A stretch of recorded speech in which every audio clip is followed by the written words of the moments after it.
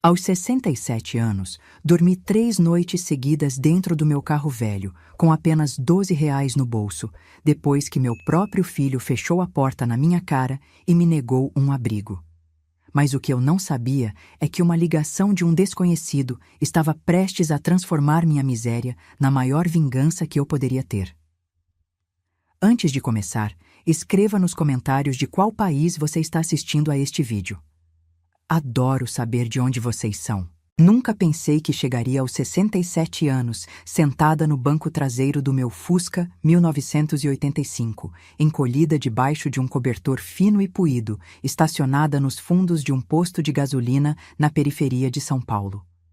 O cheiro de óleo diesel, misturado com o mofo do estofamento rasgado, criava uma combinação que me enjoava, mas eu já não tinha forças nem para abrir a janela. Meu nome é Mariana Oliveira, e há apenas 2 meses atrás eu ainda tinha uma vida que fazia sentido. Minha pequena confecção de roupas, a Oliveira Modas, funcionou durante 32 anos na rua 25 de Março. Comecei do zero, costurando à mão na sala da minha casa quando meus filhos eram pequenos, e consegui transformar aquilo em um negócio que empregava 15 pessoas. Não era nada grandioso, mas me dava dignidade e um salário decente que me permitiu criar meus 2 filhos sozinha depois que meu marido nos abandonou. A falência veio como um furacão. Primeiro foi a pandemia, que fechou meu ponto por meses. Depois vieram os empréstimos que fiz para tentar me manter à tona, acreditando que as coisas voltariam ao normal. Mas o normal nunca voltou. As dívidas se acumularam como uma avalanche impossível de conter. Quando percebi, devia mais de R$ 300 mil para fornecedores, bancos e até para a Receita Federal. Tentei negociar, implorei por prazos, me arrastei em portas de gerentes de banco que me olhavam com aquela piedade falsa de quem já decidiu que você não vale mais nada. No final, perdi tudo. A confecção foi a leilão por uma ninharia, mal deu para pagar 1/3 do que eu devia. Meu apartamento em São Miguel Paulista, onde vivi por 23 anos, foi tomado pelo banco em questão de semanas. Os números não mentem, e os meus estavam todos em vermelho, sangrando como feridas abertas que não cicatrizavam. Consegui juntar uns R$ 5 mil vendendo meus móveis, minhas máquinas de costura, tudo que tinha algum valor. Esse dinheiro derreteu em menos de um mês, pagando aluguel de um quarto minúsculo, comida e gasolina.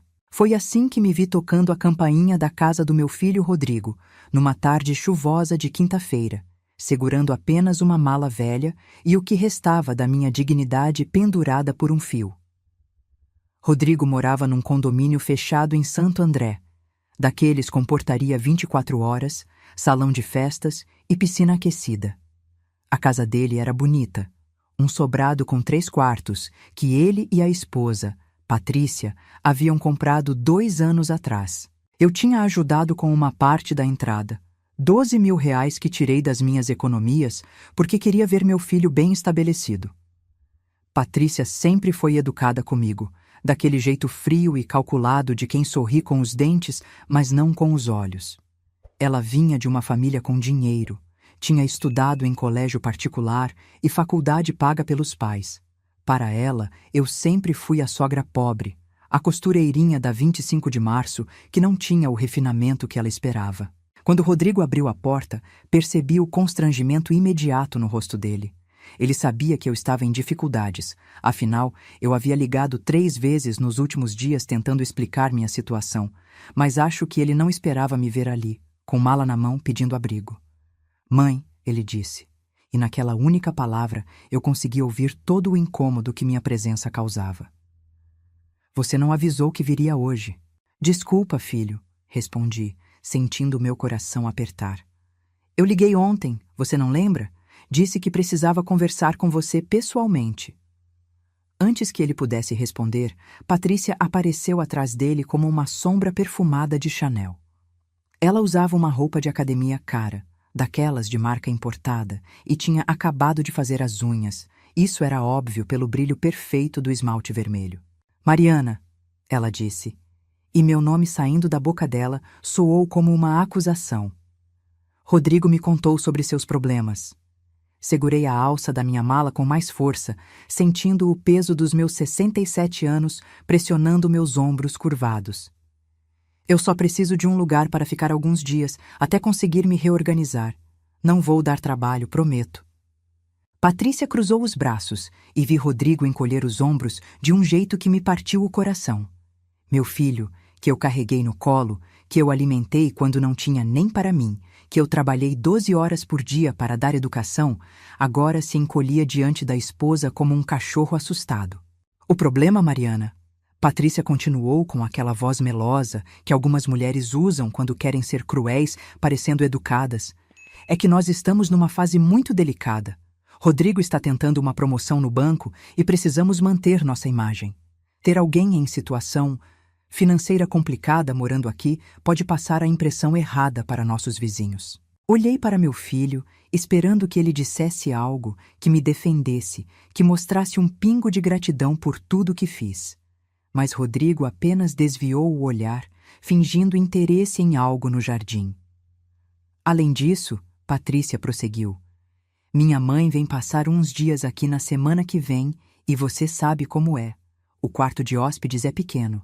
A mãe dela morava a 15 minutos dali e nunca tinha passado uma noite na casa deles. Todos sabíamos disso. A mentira estava tão clara entre nós quanto o sol que tentava furar as nuvens de chuva. Rodrigo, eu disse, minha voz saindo mais fraca do que eu gostaria. Filho, sou eu, sua mãe. Ele finalmente me olhou e por um segundo achei que veria algo ali. Um lampejo de amor, de memória dos tempos em que éramos só nós dois contra o mundo depois que o pai dele foi embora. Mas tudo que vi foi desconforto. Mãe, a gente pode te ajudar de outras formas, ele disse rapidamente. Posso transferir uns R$ 300 para você agora. Dá para alugar um quartinho em algum lugar enquanto você procura um emprego. R$ 300. Meu filho, que ganhava mais de 10 mil por mês no banco, que tinha um carro importado na garagem, que ia jantar em restaurante japonês toda semana, estava me oferecendo R$ 300 como se fosse um favor imenso. Tem uma pensão ali perto da estação, Patrícia acrescentou, já pegando o celular. Deixa eu ver o endereço. É bem baratinha, acho que umas 150 a diária. R$ 150 por dia. Meus R$ 300 durariam exatamente 2 dias. E depois? Patrícia sabia disso tão bem quanto eu, mas não se importava. Para ela, eu era um problema que precisava ser resolvido da forma mais rápida possível, sem sujar suas mãos bem cuidadas. Entendo, eu disse, e dessa vez minha voz saiu firme. Não ia implorar, não ia me humilhar mais do que já estava sendo humilhada. Obrigada assim mesmo. Rodrigo teve a decência de parecer envergonhado quando transferiu o dinheiro pelo celular. Patrícia já tinha se virado e voltado para dentro da casa. Seu trabalho ali estava concluído. Desculpa, mãe, Rodrigo murmurou. É que está tudo muito complicado aqui também. As contas estão apertadas, sabe como é? Contas apertadas na casa de 3 quartos com piscina. Contas apertadas com 2 carros na garagem e viagens para a praia todo mês. Eu sabia exatamente como era. Voltei para o Fusca sob a chuva fina que começava a cair. Não chorei. Não tinha mais lágrimas para desperdiçar. A pensão que Patrícia tinha recomendado estava lotada. Na verdade, todas as pensões baratas que tentei estavam lotadas ou eram tão sórdidas que tive medo de entrar. Foi assim que acabei dormindo no carro, estacionada primeiro num posto de gasolina, depois atrás de um supermercado, sempre mudando de lugar para não levantar suspeitas. O banco traseiro do Fusca não foi feito para uma mulher de 67 anos com problemas de coluna a dormir. Cada posição era desconfortável, cada movimento me fazia gemer de dor. Na primeira noite, fiquei acordada até às 3 da manhã, olhando para o teto rasgado do carro e me perguntando como tinha chegado àquele ponto. Eu, que sempre fui orgulhosa, que sempre trabalhei duro, que nunca pedi nada a ninguém, agora estava dormindo num carro velho como uma moradora de rua. O frio penetrava pelos vidros rachados, e o cobertor fino que eu tinha mal conseguia me manter aquecida. Cada vez que um carro passava, eu me encolhia mais, com medo de que fosse a polícia vindo me mandar embora, com medo de que fosse algum marginal, com medo de tudo. Na segunda noite, consegui dormir algumas horas por pura exaustão. Acordei com o corpo todo dolorido, as costas travadas, o pescoço torto. Fui ao banheiro de um posto de gasolina para me lavar como podia, usando o sabonete líquido da pia e tentando arrumar meus cabelos grisalhos com os dedos molhados. A mulher que me olhava no espelho parecia ter 100 anos. O dinheiro que Rodrigo me deu estava acabando rápido. Café da manhã num boteco barato, R$ 2. Sanduíche no almoço, R$ 8. Gasolina para não deixar o carro morrer, R$ 20. Os números corriam na minha cabeça como uma conta macabra de quanto tempo eu conseguiria sobreviver antes de literalmente morrer de fome. Tentei ligar para minha filha Carolina, que morava em Curitiba. Ela atendeu no terceiro toque, sua voz soando apressada e irritada. Oi, mãe, não posso falar agora. Estou no meio de uma reunião. Carol, filha, eu preciso... Depois eu te ligo, tá? Beijo. Ela desligou antes que eu pudesse terminar a frase. Tentei mais 3 vezes naquele dia. Ela não atendeu mais. Mandei mensagens explicando minha situação.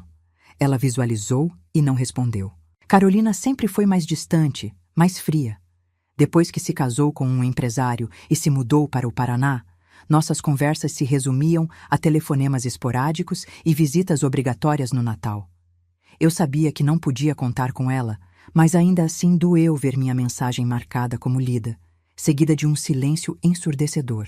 Foi na terceira noite, quando eu estava estacionada nos fundos de um restaurante 24 horas, dividida entre gastar meus últimos R$ 18 num café ou guardar para a gasolina, que meu celular tocou. Era um número desconhecido de São Paulo. Meu primeiro instinto foi não atender. Provavelmente era banco cobrando dívida, ou algum golpista, mas algo me fez apertar o botão verde. Alô? Dona Mariana Oliveira? A voz do outro lado era masculina, educada, com um sotaque refinado. Sim, sou eu. Meu nome é Dr. Fernando Alvarenga. Estou ligando em nome do Sr. Alberto Mendes. Ele gostaria muito de encontrá-la amanhã, se a senhora tiver disponibilidade.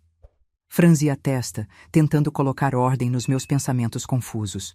Alberto Mendes. O nome me soou familiar, mas eu não conseguia lembrar de onde. Desculpe, quem? Alberto Mendes, o homem repetiu pacientemente. Acredito que a senhora o conheceu há muitos anos. Ele pediu especificamente para falar com a senhora. É um assunto de extrema importância, e devo acrescentar, urgência. Vasculhei minha memória. Alberto Mendes. Alberto Mendes. E então me lembrei. Beto. Alberto era o Beto, um menino magro e quieto que frequentava a mesma escola que eu quando tínhamos uns 14 anos. Éramos amigos, bons amigos até. Ele era pobre, mais pobre que eu, sempre com as roupas remendadas e a barriga roncando de fome. Lembrei de como eu dividia meu lanche com ele, mesmo quando mal tinha o suficiente para mim. Lembrei de como defendi ele dos valentões que implicavam com sua magreza e suas roupas velhas. Depois que terminamos o ensino fundamental, perdemos contato. Eu soube, anos depois, que ele tinha saído de São Paulo. Nunca mais ouvi falar dele. Beto? Perguntei incrédula. Alberto Mendes é o Beto? Sim, senhora. O senhor Mendes ficará muito feliz em saber que a senhora se lembra dele. Poderia nos encontrar amanhã às 10 da manhã? Enviarei o endereço por mensagem. Olhei ao redor do meu carro para a mala no banco de trás, para os R$ 18 que sobravam. Que diferença fazia? Eu não tinha absolutamente nada a perder. Pode ser, respondi. Excelente. Ah, e Dona Mariana, o Sr. Mendes insiste em compensá-la pelo tempo. Ele autorizou um pagamento de R$ 1.000 apenas por comparecer à reunião. R$ 1.000. Fiquei em silêncio, achando que tinha ouvido errado. Como é? R$ 1.000, senhora. Será transferido para sua conta assim que a senhora confirmar presença amanhã. Minha voz falhou. Eu vou sim. Pode confirmar. Depois que desliguei, fiquei olhando para o telefone, incrédula. Minutos depois, chegou uma mensagem com um endereço em Alphaville, um dos bairros mais caros de São Paulo. E então, como prometido, uma notificação do banco. Depósito de R$ 1.000. R$ 1.000. Era mais dinheiro do que eu tinha visto em semanas. Comecei a tremer, não de frio, mas de um alívio tão grande que me fez desabar em lágrimas ali mesmo, no banco traseiro do Fusca. Naquela noite, consegui dormir um pouco melhor, mesmo com a chuva batendo no teto do carro. Tinha esperança pela primeira vez em meses. Não sabia o que Beto queria comigo, mas R$ 1.000 significavam comida, gasolina, talvez até algumas noites num hotel barato. Significavam sobreviver mais um pouco. De manhã, usei o banheiro de um posto para me arrumar o melhor que podia. Passei minha única blusa decente com as mãos, tentando alisar os vincos. Prendi meu cabelo num coque para disfarçar que não tinha conseguido lavá-lo direito. Passei um batom velho que encontrei no fundo da bolsa. Não era muito, mas era o que eu tinha. O endereço em Alphaville me levou até um condomínio de mansões que parecia saído de uma revista.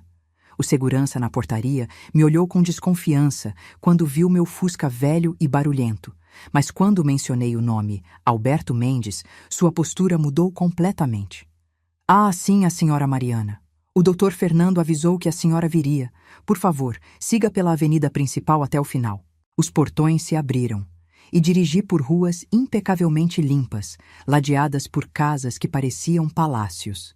Jardins perfeitamente cuidados, carros de luxo nas garagens, piscinas brilhando ao sol. Era um mundo completamente diferente do meu. A casa de Alberto ficava no final de uma rua sem saída, isolada das outras por um terreno enorme. Quando vi a mansão, quase dei meia volta, achando que tinha vindo ao lugar errado. Não era possível que o Beto magrelo e pobre que eu conhecia morasse naquilo. A casa era imensa, moderna, toda em vidro e concreto, com um jardim que parecia ter saído de um filme. Estacionei meu Fusca patético ao lado de uma Mercedes preta reluzente, sentindo vergonha do contraste. Dr. Fernando me recebeu na porta. Ele era um homem de uns 50 anos, cabelos grisalhos, terno impecável. Me cumprimentou com uma cordialidade profissional e me guiou para dentro.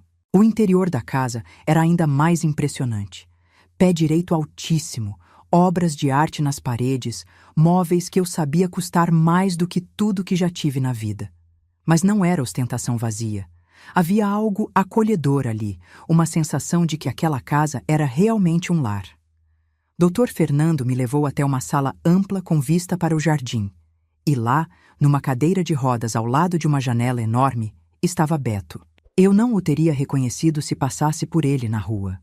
O menino magro tinha se tornado um homem extremamente emagrecido pela doença. Seu rosto estava marcado pelo sofrimento, os olhos fundos, a pele amarelada. Mas quando ele sorriu ao me ver, reconheci aquele sorriso tímido que eu conhecia de décadas atrás. Mari, ele disse com uma voz fraca, mas carregada de emoção. Você veio. Aproximei-me devagar, sem saber o que dizer. Beto. Meu Deus, Beto. Sei que deve estar confusa, ele disse, fazendo um gesto para que eu me sentasse numa poltrona próxima. Obrigado por vir. Significa mais do que você imagina. Sentei-me, as mãos tremendo no colo. Dr. Fernando nos deixou a sós, fechando a porta silenciosamente atrás de si. Eu não sabia, comecei. Eu não sabia que você tinha tudo isso. Beto deu uma risada fraca que se transformou numa tosse seca. É uma longa história. Mas tenho pouco tempo, Mari, então vou ser direto. Ele me olhou com uma intensidade que me fez gelar. Estou morrendo. Câncer no fígado, estágio terminal. Os médicos me deram no máximo 2 meses.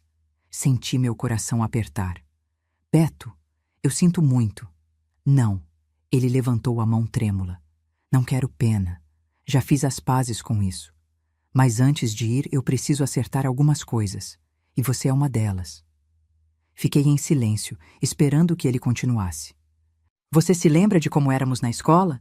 Ele perguntou, os olhos distantes.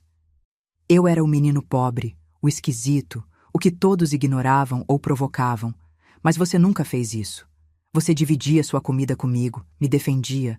Você foi a única pessoa que me tratou como gente. Beto, eu só fiz o que era certo. Não, ele me interrompeu com firmeza surpreendente. Você fez mais do que isso. Você me deu dignidade quando ninguém mais dava. Lembra daquele dia que eu desmaiei na aula de fome?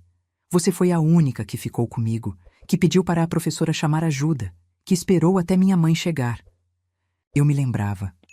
Lembrava do Beto caído no chão da sala de aula.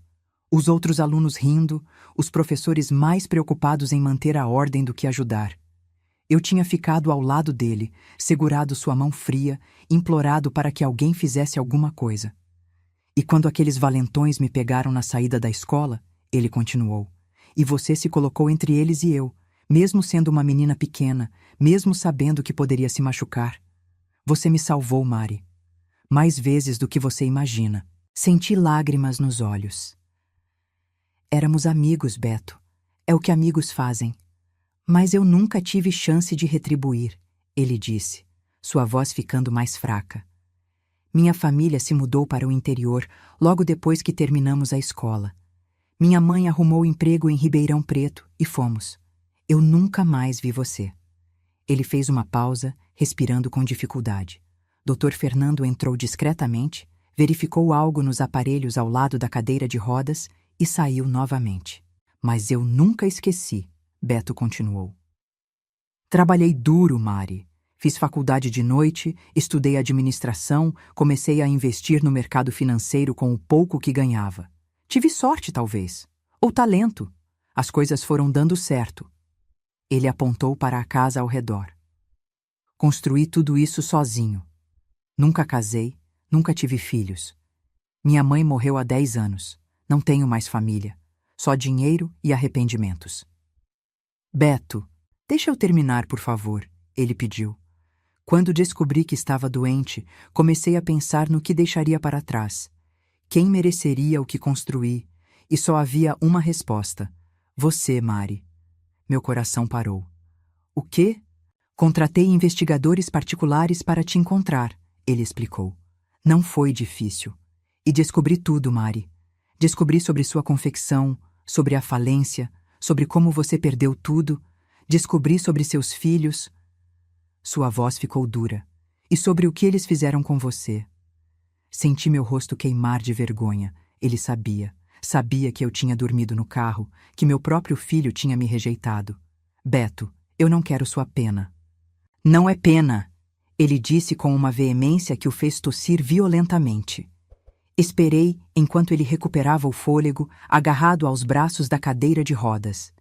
É justiça, Mari. É retribuição. É fazer o certo, assim como você fez comigo quando éramos crianças. Ele pegou um envelope grosso da mesa ao lado e me estendeu. Minhas mãos tremiam quando o peguei. Esse é meu testamento, ele disse. Está tudo legalizado, autenticado, sem brechas. Quando eu morrer, e não vai demorar muito, tudo o que tenho passa para você. Esta casa, as empresas, as aplicações, os imóveis, tudo. Abri o envelope com dedos entorpecidos. Eram páginas e páginas de documentos legais, mas um número saltou aos meus olhos. 420 milhões de reais. 420 milhões. Não, não pode ser, sussurrei. Beto, isso é... real, ele completou. Muito real. E tudo seu. Senti a sala girar. Agarrei os braços da poltrona para não cair. Eu não posso aceitar isso. Isso é loucura. Seus parentes, Não tenho parentes, ele me cortou. E mesmo que tivesse, você merece mais do que qualquer pessoa no mundo. Você foi bondosa comigo quando ninguém mais foi. Isso vale mais do que todo o dinheiro que ganhei. Lágrimas escorriam pelo meu rosto. Beto, eu não sei o que dizer. Diga que aceita, ele pediu. Diga que vai usar esse dinheiro para ter a vida que merece. E diga que, antes de eu morrer, vai me fazer um favor. Limpei as lágrimas com as costas da mão. Qualquer coisa. Ele sorriu, mas era um sorriso triste. Quero que seus filhos saibam. Quero que eles vejam o que perderam quando fecharam a porta na sua cara. Não é sobre vingança, Mari. É sobre justiça. Abriu uma gaveta e tirou outro envelope, mais fino. Aqui está tudo o que investiguei sobre seu filho Rodrigo e sua esposa Patrícia. Descobri coisas interessantes. Peguei o envelope com mãos trêmulas e comecei a ler. A cada página, sentia meu estômago embrulhar. Rodrigo estava devendo mais de 80 mil reais em empréstimos pessoais. Patrícia tinha 3 cartões de crédito no limite. A casa deles estava prestes a ser retomada pelo banco por falta de pagamento. Todo aquele luxo que eles ostentavam era uma mentira construída sobre dívidas. Eles estão quebrados, eu murmurei. Completamente quebrados. Pior que você estava, Beto confirmou. E ainda assim te jogaram na rua. Continuei lendo. Havia transcrições de conversas gravadas por investigadores que Beto tinha contratado. Reconheci a voz de Patrícia falando ao telefone com uma amiga. Graças a Deus consegui me livrar da sogra. Imagina a vergonha se os vizinhos descobrissem que a mãe do Rodrigo é uma falida que perdeu tudo? Ia acabar com nossas chances sociais aqui no condomínio. E a voz de Rodrigo em outra gravação, conversando com um amigo no bar. Cara, eu sei que é minha mãe, mas ela virou um peso morto. Não posso ficar carregando fracassados nas costas. Já tenho meus próprios problemas. A dor que senti foi física. Meu próprio filho me chamando de peso morto, fracassada. Agora você entende, Beto disse suavemente. Eles não merecem sua bondade, mas merecem saber o que perderam. Fiquei em silêncio, olhando para os papéis, para aqueles números absurdos, para a prova de que meus filhos não me rejeitaram por estarem em dificuldades, mas por pura ganância e egoísmo.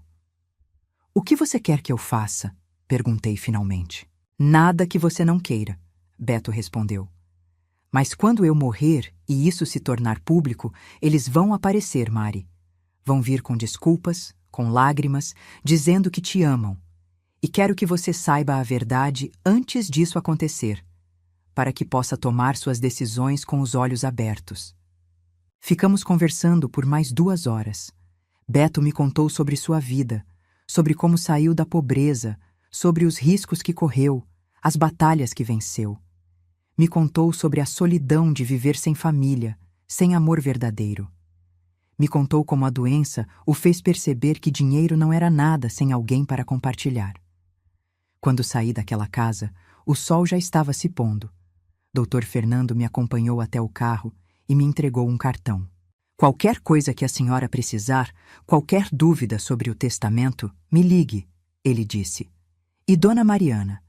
O Sr. Alberto está muito feliz por ter reencontrado a senhora. Estes últimos dias dele serão mais leves, sabendo que deixará tudo em boas mãos. Dirigi de volta para a cidade em estado de choque. Parei num hotel, um de verdade, pela primeira vez em dias. Tomei um banho quente e longo, chorei debaixo do chuveiro, deixando todas as tensões e dores saírem. Naquela noite, deitada numa cama de verdade, com lençóis limpos e travesseiros macios, segurei o testamento contra meu peito.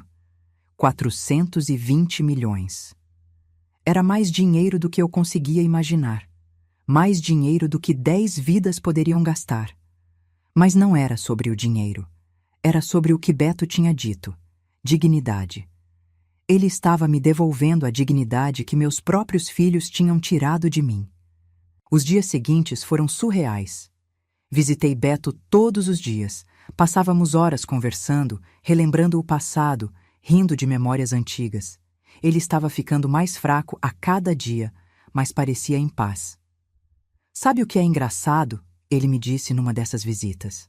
Passei a vida inteira construindo esse império, trabalhando 16 horas por dia, sacrificando tudo. E no final, os melhores momentos foram quando dividíamos aquele sanduíche de mortadela na escola. Segurei sua mão frágil. Você fez muito bem, Beto.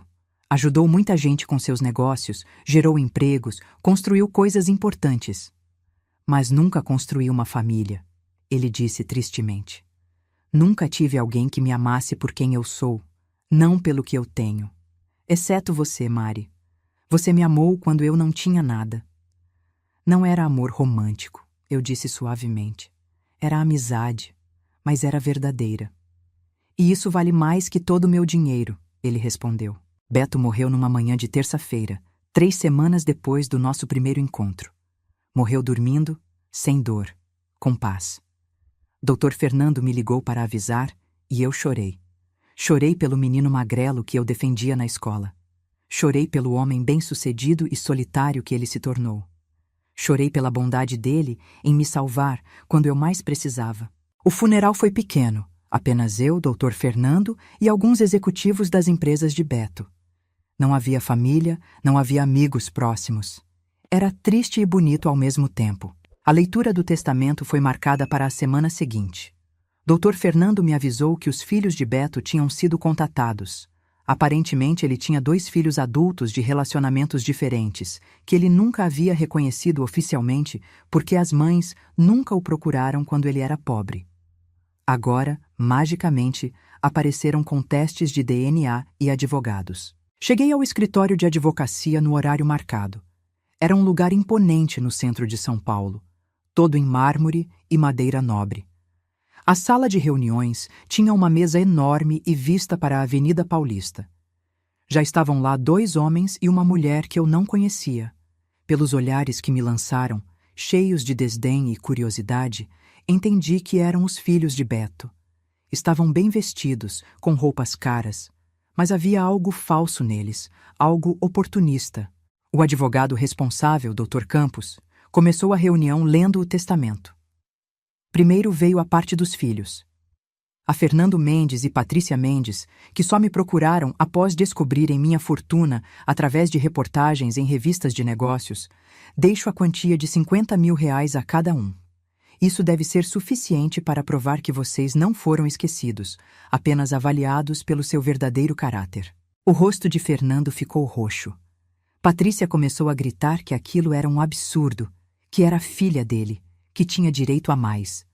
Dr. Campos levantou a mão, pedindo silêncio. Por favor, deixem-me continuar.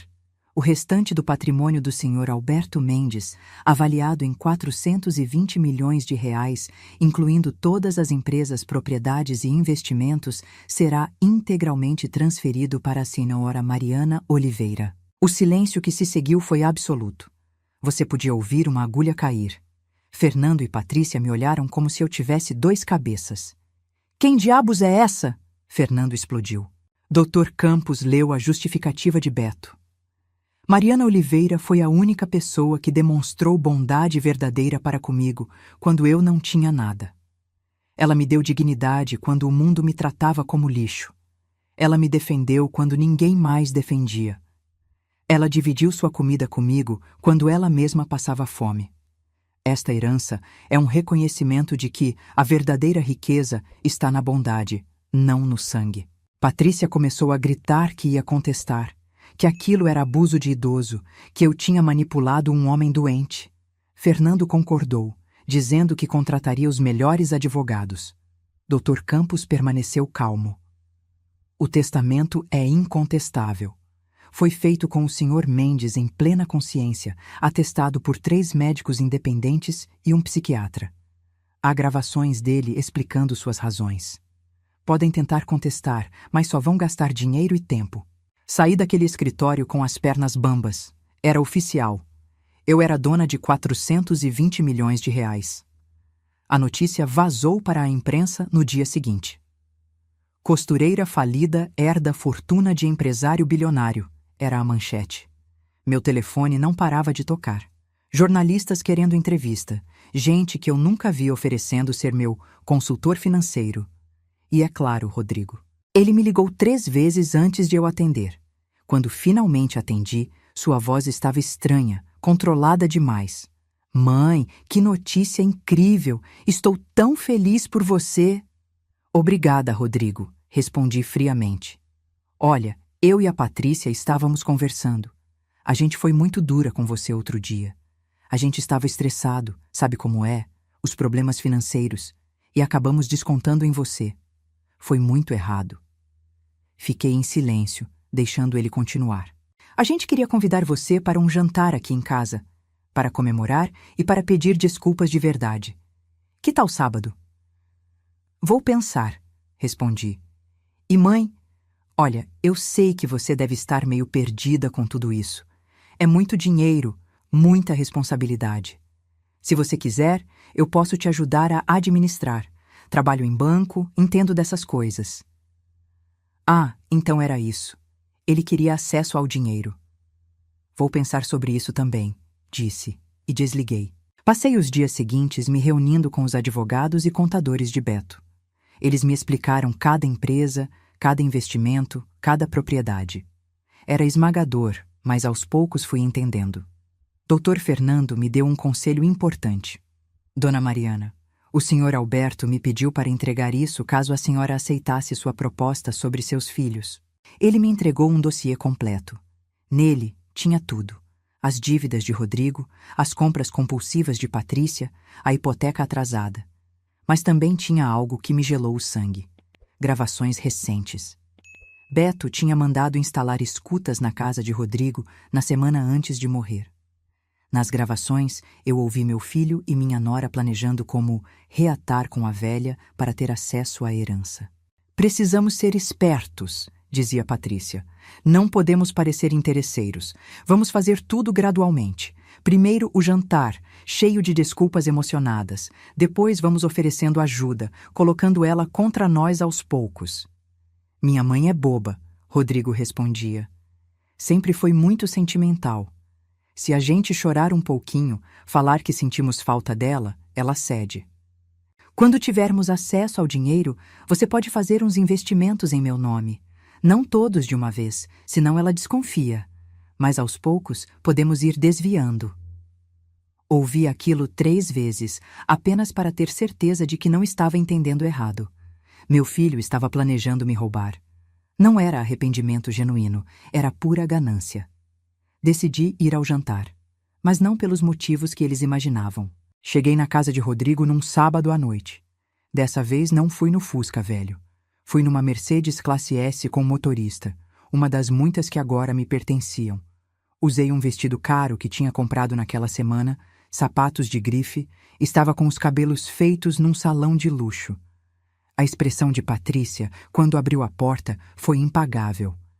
Ela tentou disfarçar a surpresa, mas vi o choque em seus olhos. Mariana, você está diferente. Para melhor espero, respondi, entrando sem ser convidada. Rodrigo apareceu da cozinha, e a reação dele foi a mesma. Eles tinham esperado a mãe quebrada, acabada, fácil de manipular. Encontraram uma mulher que tinha recuperado sua dignidade. O jantar foi uma farsa. Eles serviram vinho caro, que provavelmente compraram no crédito. Fizeram um cordeiro assado que devia ter custado uma fortuna. Tentaram impressionar. Patrícia não parava de elogiar meu cabelo, minha roupa, dizendo como eu estava radiante. Rodrigo foi mais direto ao ponto quando estávamos na sobremesa. Mãe, eu realmente peço desculpas pelo que aconteceu. A gente errou feio. Mas família é família, né? E família se ajuda. É verdade, concordei, tomando um gole de vinho. Família se ajuda. Então, sobre essa herança toda, deve estar sendo muita pressão para você. Eu tenho experiência em administrar dinheiro. Posso te ajudar a investir, a fazer render? Olhei para ele por um longo momento. Rodrigo, me responde uma coisa. Quando você fechou a porta na minha cara, você sabia que eu ia dormir no carro? Ele ficou pálido.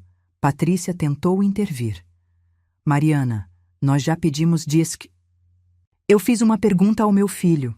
Cortei, sem tirar os olhos de Rodrigo. Você sabia? Eu achei que você fosse para a pensão, como a Patrícia sugeriu. Com R$ 300 que mal davam para 2 diárias? Pressionei. Você realmente achou isso ou simplesmente não se importou? Silêncio. Abri minha bolsa e tirei um envelope. Coloquei na mesa. O que é isso? Rodrigo perguntou, receoso. São seus extratos bancários. Todas as suas dívidas. Eu comprei todas elas. O rosto dele ficou cinza. Patrícia agarrou a mesa. Você, o quê? Comprei suas dívidas, repeti calmamente. Agora eu sou sua credora. Você me deve R$ 83 mil, além dos juros que continuam correndo. Rodrigo tentou falar, mas eu levantei a mão. Também comprei a hipoteca desta casa. O banco estava prestes a retomá-la, mas eu paguei tudo. Agora esta casa é minha. Vocês estão morando na minha propriedade. Patrícia começou a chorar. Não eram lágrimas sinceras, eram lágrimas de desespero. Mãe, por favor. Não terminei, continuei. Tenho também gravações das conversas de vocês, planejando como me manipular, como desviar meu dinheiro. Ouvi tudo, Rodrigo. Ele abaixou a cabeça, derrotado. Então, aqui está minha oferta, e é a única que vou fazer. Vocês vão colocar esta casa à venda. Vão pagar suas dívidas comigo, e vão se mudar para um apartamento simples, do tamanho que o salário de vocês realmente permite. Mas nossos amigos, os vizinhos, nossa reputação... Patrícia começou. Sua reputação foi construída em mentiras, cortei. Vocês viviam acima das suas posses, gastando o que não tinham para impressionar gente que nem se importa com vocês. Isso acaba agora. Rodrigo olhou para mim com algo próximo ao ódio. E se a gente não aceitar? Então eu executo a dívida amanhã. Perderam a casa, tudo que tem dentro dela e ainda ficam devendo. E eu garanto que todo banco em São Paulo vai saber que vocês são maus pagadores. Nunca mais vão conseguir crédito nem para comprar um chiclete. Levantei-me da mesa. Vocês têm 48 horas para decidir. Ah, e outra coisa. Eu vou usar parte da minha herança para criar uma fundação. Vai ajudar pessoas que perderam tudo, que estão dormindo em carros, que foram abandonadas pela própria família. Vou dar a eles a dignidade que me foi negada.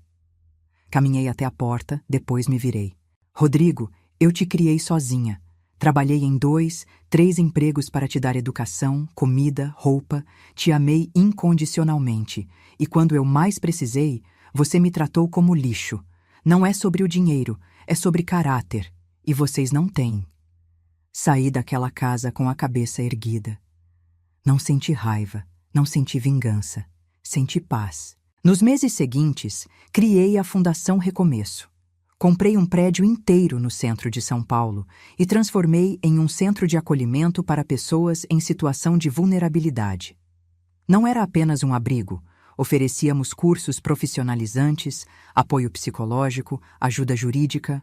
Contratei assistentes sociais, professores, advogados.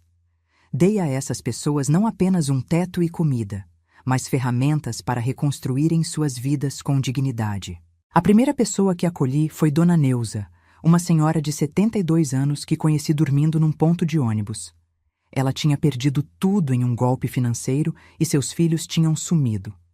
Hoje, ela trabalha na fundação, ajudando outras pessoas que passam pelo mesmo. Também comprei a confecção que tinha sido minha. Estava abandonada, depredada. Reformei tudo e transformei em uma cooperativa de costura, onde mulheres em situação de vulnerabilidade aprendem o ofício e produzem roupas que vendemos. Todo o lucro é dividido entre elas.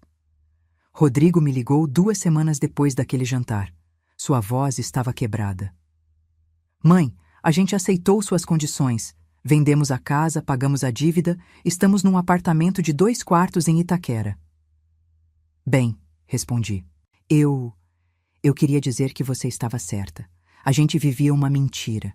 E o pior é que eu sacrifiquei você por essa mentira. Fiquei em silêncio, esperando. Não espero que me perdoe, ele continuou. Mas quero que saiba que estou tentando ser melhor.